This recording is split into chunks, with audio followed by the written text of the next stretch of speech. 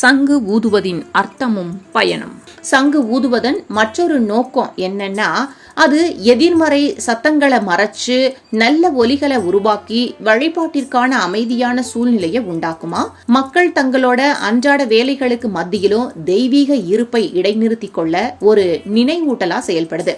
இதை தவிர சங்கு ஊதுறதால பல உடல் ரீதியான ஆரோக்கியமும் நமக்கு கிடைக்குது. சங்கு ஊதும் போது அது நம்ம மூச்சை சீராக்குறதோட மட்டும் இல்லாம நம்ம நுரையீரலுடைய செயல்பாட்டையும் அதிகரிக்க உதவுது.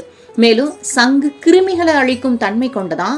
சங்கினுள் சென்று வெளியாகும் காற்று கிருமிகளை அழிக்குமா. இதனால சில வீடுகள்ல சங்க வாசல்ல மாட்டி வச்சிருப்பாங்க. மேலும் கோயில்ல தீர்த்தத்துல சங்க போட்டு வச்சிருப்பாங்க. இது நீர்ல இருக்கக்கூடிய கிருமிகளை அழிச்சுடுமா. சங்கில் இரவு முழுவதும் வச்சிருக்கும் தண்ணீரை குடிச்சா மஞ்சள் காமால, சரும நோய்கள், எலும்புகள், பற்கள், வயிற்று பிரச்சனைகள் போன்ற பல பிரச்சனைகள் தீர்க்கப்படுமா. இதுல கால்சியம், பாஸ்பரஸ், மெக்னீசியம் மற்றும் சல்பர் இருக்கா.